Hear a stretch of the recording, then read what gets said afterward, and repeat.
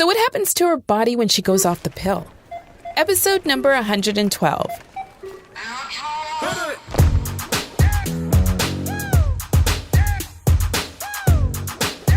Today's episode of the Keep It 100 Girl Show is brought to you by Target. Expect more and pay less at Target. Come on, who doesn't shop at Target here in the U.S.? From outdoor living to area rugs and more, Target has got it all this week. There's something for everybody to save with Target's BOGO 50% off sale on all exhilaration products. And with the weather continuing to warm up, it's the perfect time to stock up on outdoor essentials. And this is what you're going to get. 20% off outdoor living plus an extra 10% using this promo code SPRING. You heard it here. In addition, you're going to save 40% off furniture, people. Don't miss a chance to get rugs deeply discounted. Look, you're going to get 30% off area rugs for 48 hours only. Shop on April 23rd and April 24th.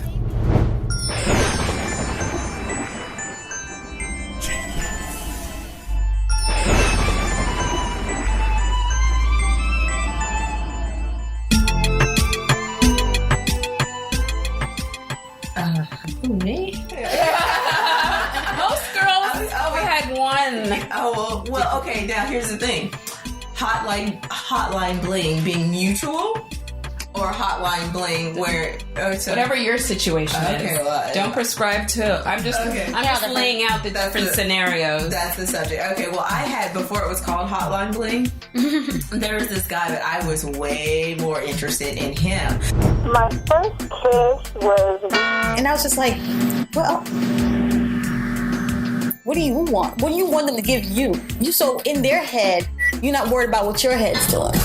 Just tell me, what is this? What is this? Because I'm not doing this anymore. The lessons learned long ago is the road that got me to where I am today, and you too. Now, as your voice, and with those experiences, I wouldn't nearly be the person that I am talking to you right now. But we are here to forget the mistakes. Girlfriend, we're going to celebrate them and keep it moving. But as always, thank you for joining me for another 50 Shades, and today will be healthy cray cray. Welcome back to the Keep It 100 Girl podcast, live from Washington, D.C. I'm your host, Nina Babel. And if you're joining me for the first time, look, I help you all celebrate embarrassment in your lives. This is where I get both men and women to tell the truth, nothing but the truth, even if it's totally embarrassing or super cray cray. And this show is dedicated to empowering women of all ages, right?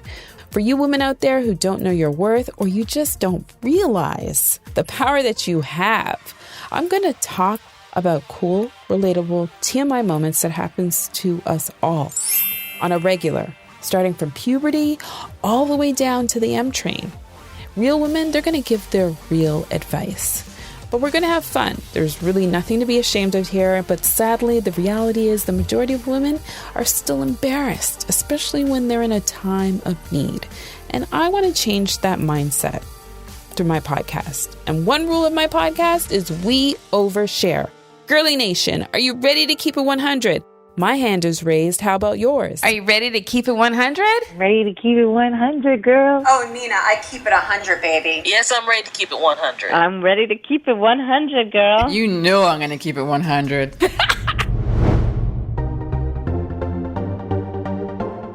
So every month I like to feature at least one health topic on the minds of women at different ages and stages of their lives.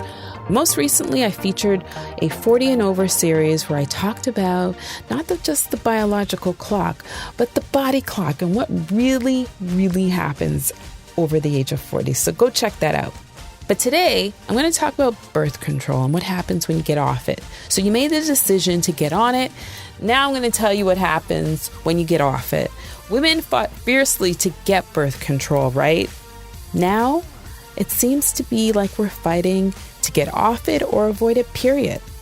What you didn't learn in health class, sex ed, school, your mother, or even Google, you're going to learn it right here Even if you want to take some of it with a grain of salt, go ahead. I want you to just use this platform to start asking the questions. Especially if you have an upcoming doctor's appointment, maybe you're going to the OBGYN. Here's some background information to ingest, absorb. If you want to Google it, go ahead. But at least I know you're asking the questions. And to me, that's a W right there. That's a big win. There's a lot of reasons to go off the pill. And if you're unaware of them, let me help you out. It really depends on the woman. You have to figure out what's right for your body. As a former birth control taker, here are some of my own reasons. Number one, you need to give your body a break. I remember growing up, my BFF always told me, take a break from the pill. Take a break. It's not good to stay on it. Number two, when you're not in a relationship and plan to be monogamous for a while. Makes sense. Number three, yeah, it's just not healthy, and you're going to learn the reasons why. Number four, signature side effects, like the pill headaches, bloating, probably cramp a little more.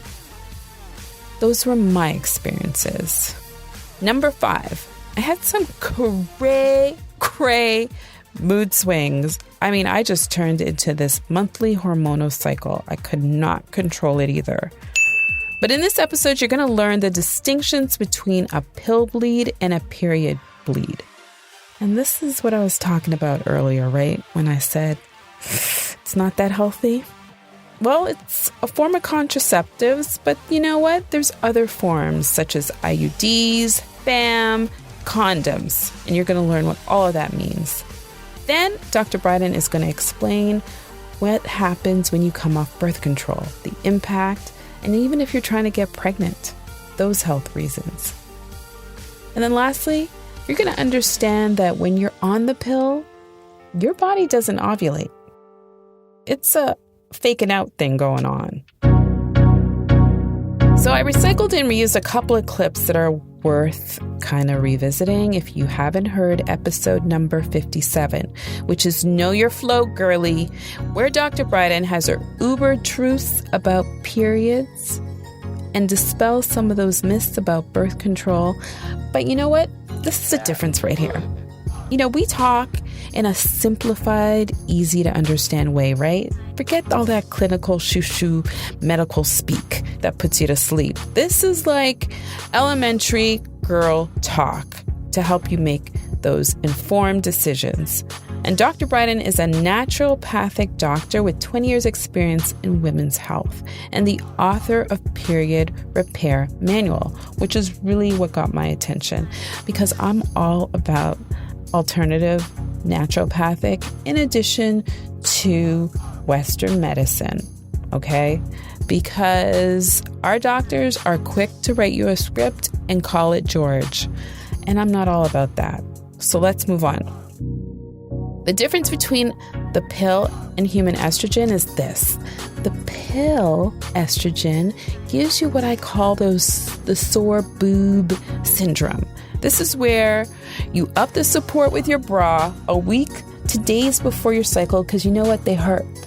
They hurt when you walk. They hurt when you touch them. And this is not good, by the way. Breast pain is an indication you have more estrogen in your body than you're supposed to. More estrogen leads to menstrual disorders. It leads to disease such as fibroids and breast cancer, which are two of the biggest and ugliest ones. The estrogen, the synthetic estrogen in the pill can stimulate breast tissue and cause breast tenderness. And now you're off, you're making, for the first time, your own estrogen. Why pill bleeds are not real periods. If you look at the birth control pack, the first week is referred to as the sugar pills. These are referred to as the placebo. And people, you can get pregnant during this time, so you'll need to be extra careful. So when hormonal birth control was invented in the 50s and 60s, they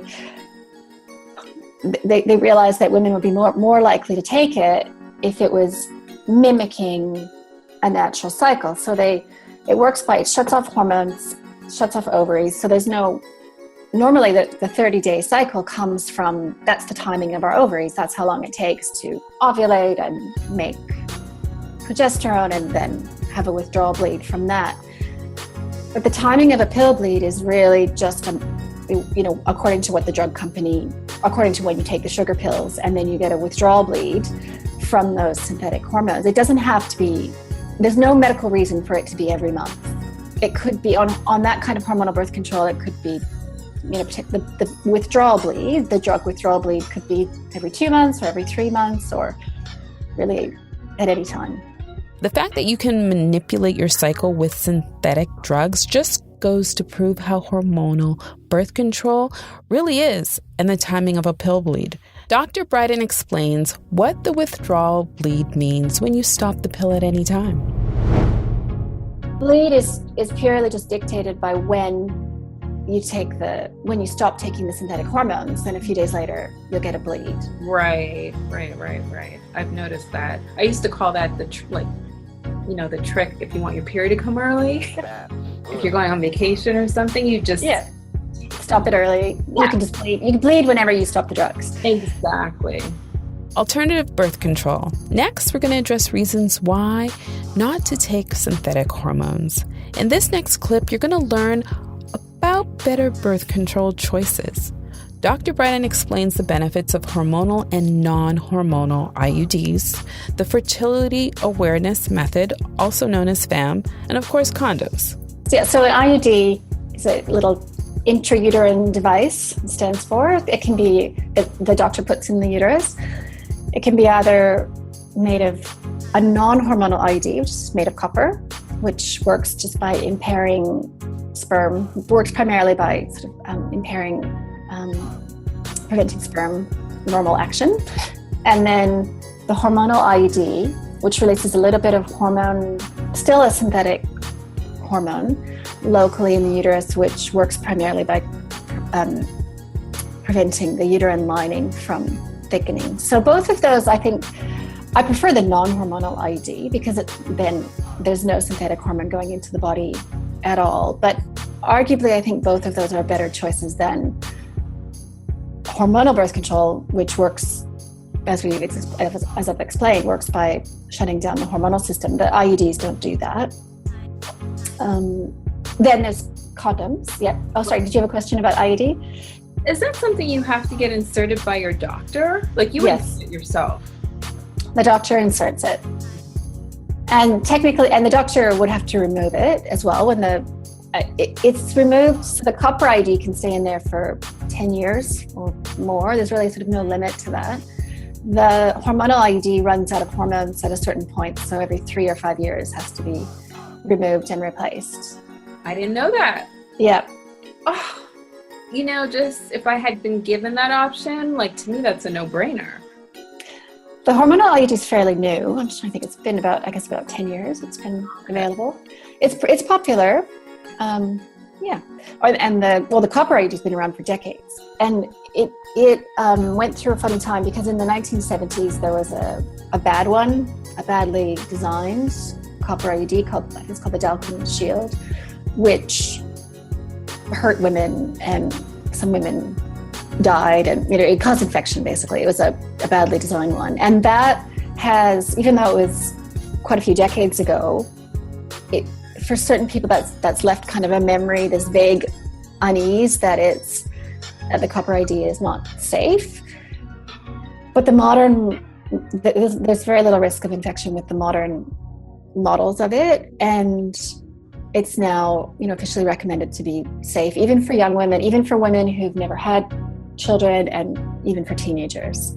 So it's quite a helpful, useful method, I think. Now we're going to talk about fertility awareness method in more depth. Dr. Bryden explains to Curly Nation it's as effective. In fact, it's 98% effective as birth control if it's administered and done properly when you're in a monogamous relationship.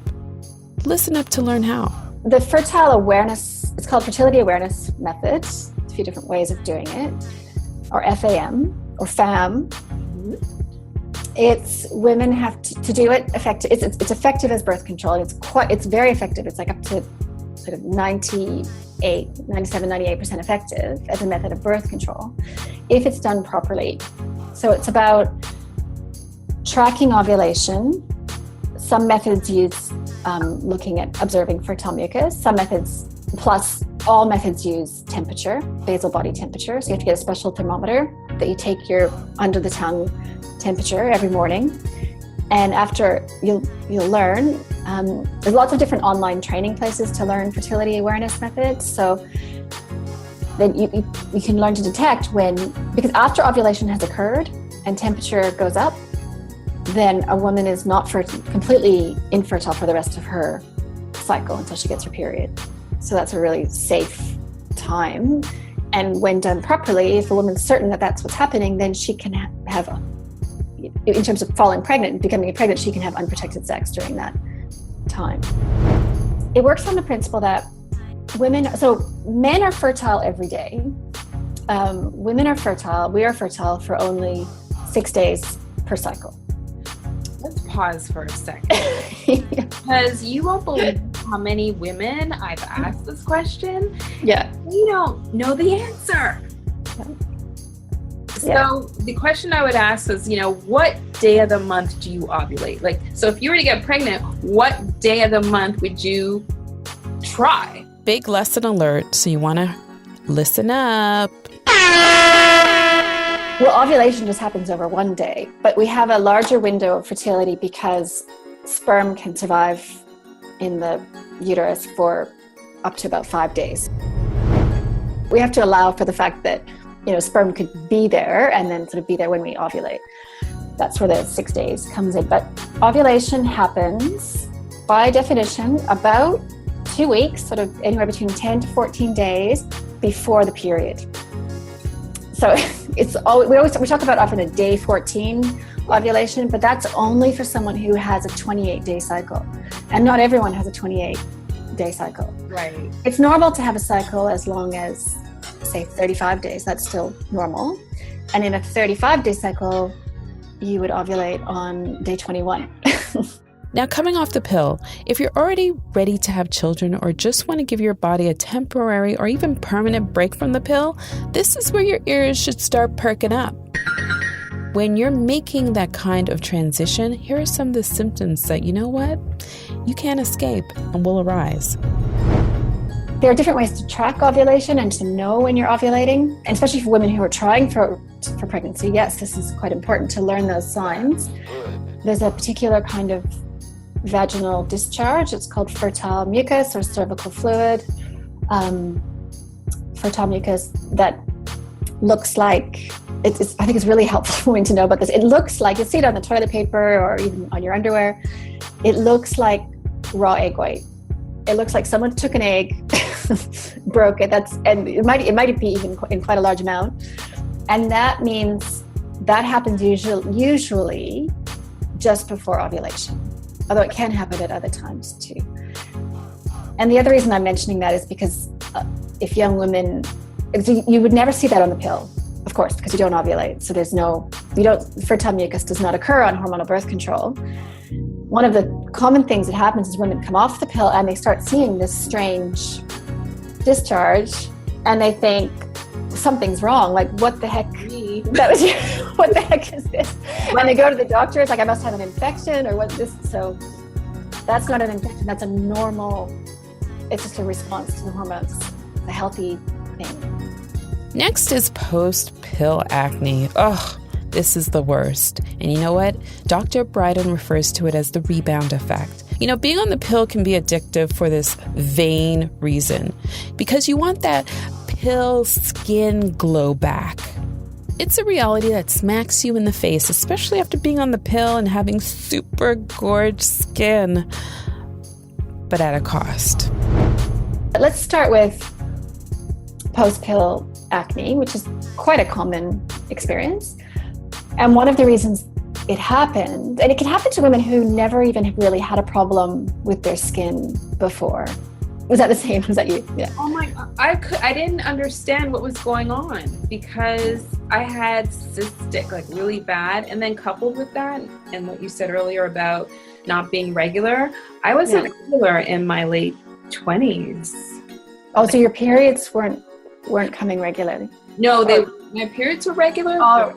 To the bathroom. Oh, right. your bowel wasn't regular. Okay, yeah.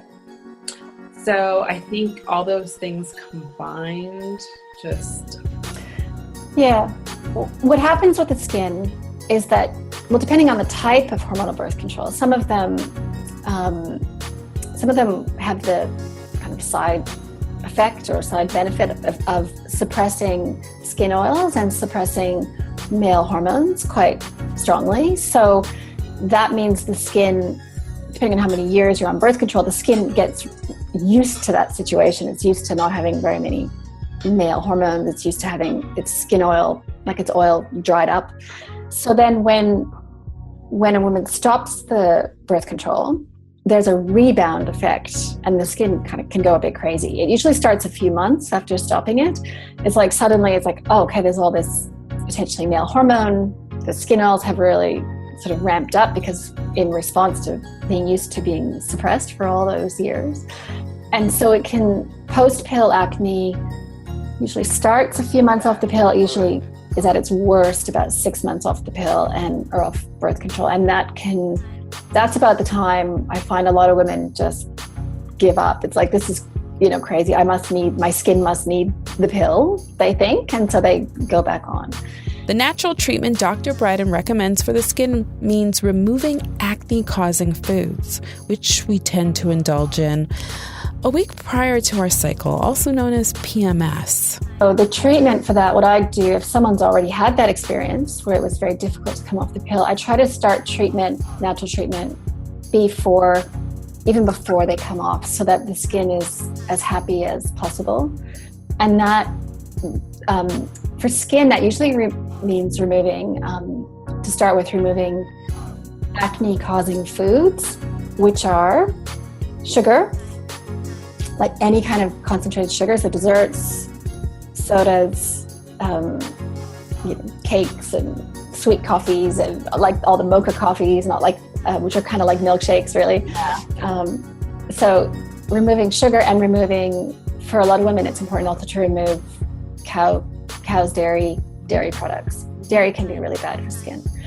And so doing that kind of in preparation for a month or two, and also possibly taking the nutritional supplement zinc, which, because the skin loves zinc. Zinc reduces skin oils. It has a natural antibiotic effect, so it can help to reduce pimples and the bacteria that cause pimples. And it's just a great all-around medicine. And it's interesting you talked about vegetarian diet, because one of the biggest risks of vegetarian diet, I find, is zinc deficiency, because it's difficult to obtain zinc without animal products. The highest source of zinc is in red meat and oysters and egg yolks and things like that. If there's one takeaway I want everyone to have is this: just think of it as synthetic hormones. Not to mention the other unnecessary ingredients that mess up our already intricate, delicate, and technical female human systems, which are totally unique to every woman. Consider other options, right? You heard about non-hormonal IUD, you heard about FAM, condoms as alternatives once they're practiced responsibly. Every woman has their own experiences. For some, it makes them sick or have side effects. Other, it takes away the side effects of PMS and regulates their body. It doesn't work the same. It doesn't even work for some women, but try different types of birth control or different types of pills and determine for yourself. Not every woman has the privilege of being off birth control pills, unfortunately. But in the event you do decide to come off, you heard it here.